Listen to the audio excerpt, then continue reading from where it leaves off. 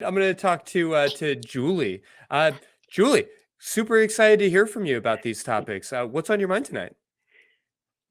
Hey, yeah, so I'm sure you recall a few years ago I called in about a similar topic. Yeah, I guess I'm back to talk more about that. I feel that there's this kind of and just for those who don't know who I am on the autism spectrum myself, and I identify as demisexual. I feel like there's this kind of infantilization of people who like haven't had sex by a certain point, or they're not interested, or they just haven't gotten around to it, or whatever it is. And there's often like this nosiness that kind of is disguised as concern, like or maybe not even intentionally disguised. Like it's like they think they're expressing concern, but it really comes off as just nosiness. And Sure. and what I've noticed is what I've noticed, like, I mean, most of my friends and family, it's like, I tell them, they're like, oh, okay, I might as well have told them what I had for lunch, or in my case, didn't have for lunch. And what I found, like, when I was growing up in the 90s, I remember that when I was like 12, 13 years old, 11, 12, 13 years old, I was really uncomfortable with like sex scenes in movies or discussions about sex. And like, if I thought that a movie was going to have like like a sex scene or something in it, I would just avoid it. And I eventually outgrew that when I went to overnight camp, which I'm sure I need not elaborate, because let's be real, half of overnight camp is sex ed. And I don't know. I went to good Christian camps. So yeah, okay. I know exactly what you're talking about. Yeah. Yeah. So, and what I've also found is that there's a lot of girls and women, and I'm talking about cis women here. I really haven't interacted with enough trans women to comment on any kind of like trend, but like I've noticed that a lot of them, like well into adulthood, have the same discomfort. And I can't speak for them, but I can tell you that in my case, I think I know why this discomfort arose. And if you look at a lot of movies, although, I mean, well, I think this is starting to change. It was definitely true for movies when I was growing up. It's like, if there was a sex scene or discussion about sex in a movie, it wasn't just like, oh, they're having sex. It was portrayed as like a service that a woman was giving to a man. And because so these movies are sex written by repulsion, horny... but misogyny that's been turning you off for a lot of these years. Yeah. I'm sorry, what? Well, I was just coming to it. It feels like what you're describing is that at that age, it wasn't that you were sex repulsed or repulsed by the actual sexuality. It was the misogyny that was so bothersome. Yeah. And I think, like, if you're not someone who's really thinking about sex, like, you're not going to be able to put it in that kind of context. Like, okay, it's just a stupid movie written by horny 50-year-old men for horny 50-year-old men. It's like, it's like you're thinking, okay, this is what is expected of me, that it's like this service. And, as I got older, I realized, okay, it's just a stupid movie. But I would strongly suspect that could be why so many of us, like, are, or in my case, were uncomfortable with it. And my mom, unfortunately, thought that the answer to this, in the 90s, again, would be to tell me what a beautiful thing sex is, and how, everybody has these needs eventually. And, I guess she thought she told it to me 600 times, and the 601st time I'd be like, oh, yeah, okay. And it was a very awkward conversation. But yeah, I'm a month away from my 41st birthday. I haven't pounded anybody. And like last year on my birthday on Facebook, I wrote "Happy Birthday to Me," and I posted a poster of the 40-year-old virgin. It was a joke. Sure. And it's interesting though. It's like I know that this is ridiculous, but I almost feel like even by posting that as a joke, that I'm revealing like this big secret about myself, which it's ridiculous, because I know it's not that uncommon. I know plenty of people, whether it's because the opportunity hasn't come up, or they're like me, where it's just not a huge thing on their radar. Like it's incredibly common. And Unfortunately, one of my friends, I got into a conversation with her about this guy who I know a little bit. I mean, he's like an acquaintance. I don't want to say on the air exactly how I know him. Nice guy, but I was getting the vibe that he had a crush on me. And I said, I'm trying to figure out how to tell him, look, I'm not interested. I see you as an acquaintance. I'll see you at this group. And her answer to that was, couldn't you at least have sex with them? I said, why the hell would I do that? And she said, because then you wouldn't be a virgin anymore. And this isn't the first time Like it's some problem that needs to be fixed. Yes, it's exactly that. And I feel like I feel like a lot of people, it's like when some people, when they find this out about me, like they think that, like if there's something going on in my life that's bothering me, they think they just, some people just tend to have this idea like, maybe she was getting laid, I mean, it doesn't happen that much, but I have seen it occasionally. And then of course I see people where like I explain to them I'm demisexual and they never heard of it, and I explain it to them. And then they say, oh, no, it just means you're saving yourself for the right person. I said, no, that's not what it's about, and fuck you for saying so. I mean, I don't say that to them, but that's what maybe you do. Maybe you should. I don't know. I reconnected recently with this guy that I went to camp with, and we weren't friends, we're just acquaintances, and like we were talking about how one summer I had this huge crush on one of our counselors at this Israel trip. And he said, yeah, I really didn't understand it because you struck me as asexual, but you were crazy about him. And I said, well, those two aren't mutually exclusive things. It's like if people have no strings attached sex, why can't people like be crazy about somebody, and like at most sex, if it's there at all in their mind, is kind of an afterthought, like rather than the main focus like it is for most people. And he also said, oh, you seem to have you had this real childlike innocence about you. It's like, why? Because I wasn't like hooking up. It's like, I think to myself, would you tell a 15-year-old girl who saw her father jump out of the World Trade Center on 9/11 that she's innocent because she hasn't had sex yet? Like, it's just so messed up. And it also kind of comes with the idea that like, if you're a girl, sex is something that happens to you rather than like something that you do that you have agency in. And I mean, that idea would repulse me. Frustrating. Yeah. Yeah. Yeah. These are all really important points, and why we're talking about neurodiversity and getting away from that like pathologizing model, the notion that there is something wrong with you for being asexual, for being some sort of queer, for being demisexual, or any of these other labels, because that so often gets bundled up with the notion that there's something wrong with you for having a brain that operates a little bit differently, that has different desires and different interests.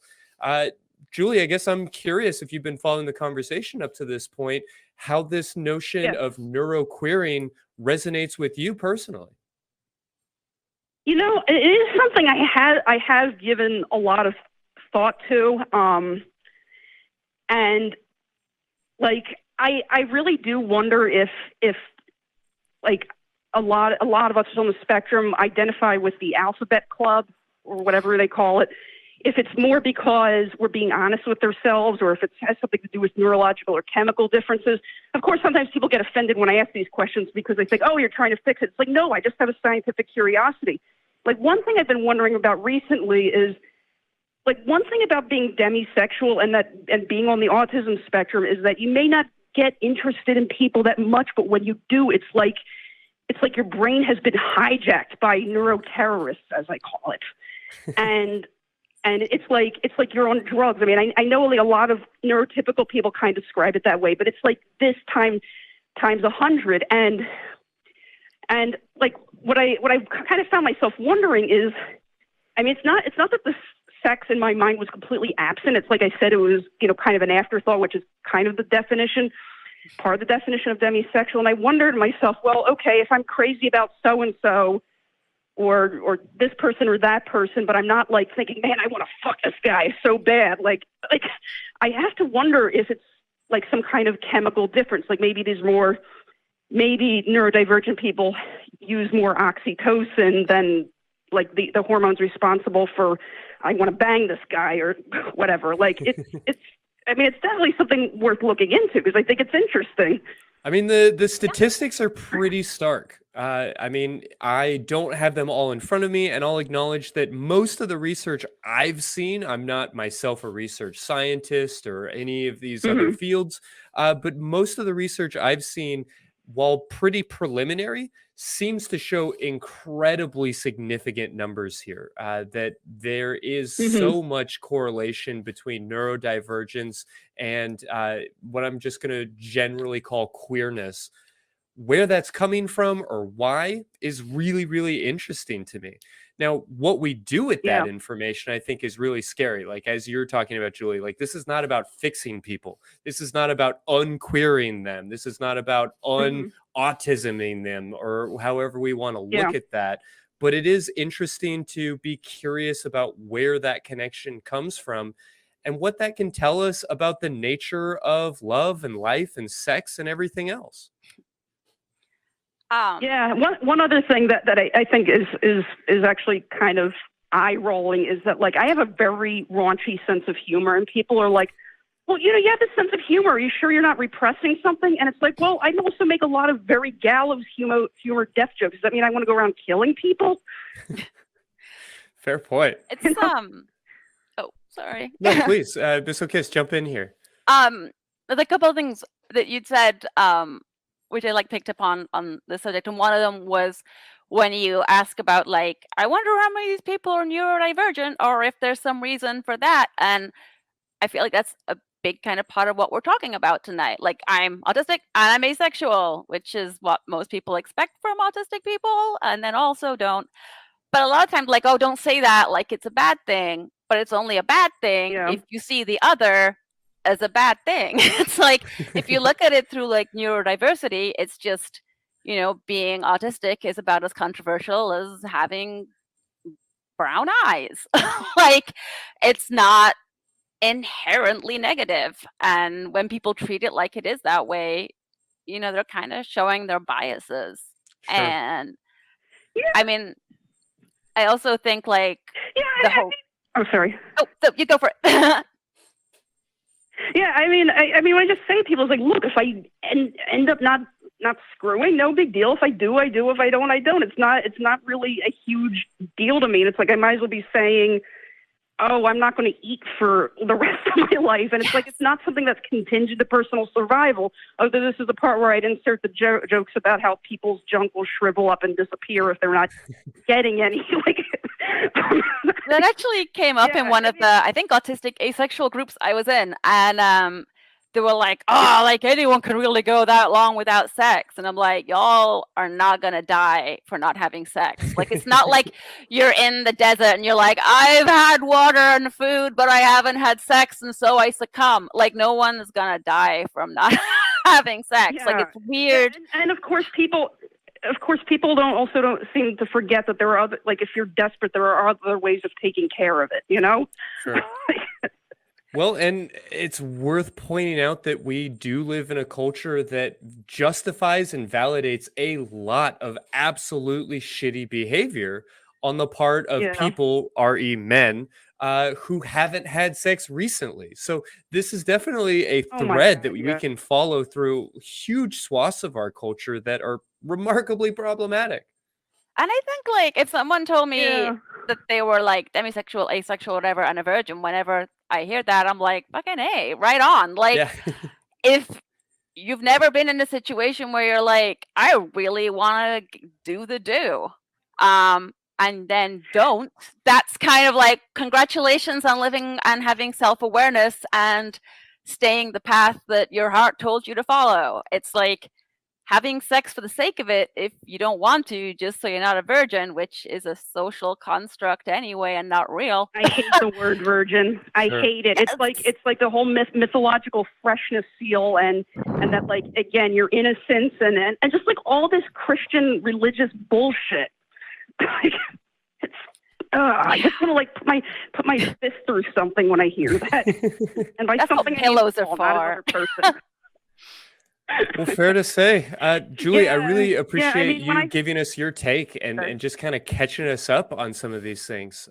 Before we move on to cover the rest of this material, was there anything else that you wanted to make sure to share with us? Yeah, just one thing. I just want to say how I first learned the word demisexual. It was very recent. I mean, not very recent, but when you think about like other terms that have been around for decades, centuries, Sure. whatever, this was only demisexual was only coined in 2008, and in 2014, I was like. I was at some autism group, and I said, yeah, I really, it's like when I get interested in somebody, it's after I've had like a certain number of conversations with them, and it never has anything to do with appearance. I said, when I meet people, it's just like their appearance is just kind of meaningless to me. And, I have to know something about them before I feel attracted. And they're like, oh, you're demisexual. And I said, what's that? And they said, what you just described. I was like, oh my God, there's a fucking word for this, And I just thought it was an autism thing, but apparently there's a whole word for it. There's actually, if you want to find it, on neuroclastic.com, and the link is in my slide for that site. At the end, they have an article, at least one, about demisexuality and autism and like links between them. So if you wanted to actually, look into any like links between the two, and that's something you were interested in, there's a really interesting piece there that take a look at. Yeah, I've got that pulled I up. think I'll I've been to make that sure that website. that's in the show notes for this episode. So anybody who's Cool. curious in exploring that link, I'll make sure that we have all of that pulled up. Yeah. Okay. Awesome. Yeah, well, thank you so much for calling. I really appreciate you giving us your take on all of this. I do remember you as one of the first folks that we ever got to talk to on this show. So thank you for staying in touch. No problem. It's a great show. And I'm glad that you guys realize that being sex positive means not just being like, oh, let's have a sex tet while we're bungee jumping. It's like, it's like freedom of religion is also freedom from religion or whatever, Yeah, well, glad to hear it. Thank you so much. Thank you.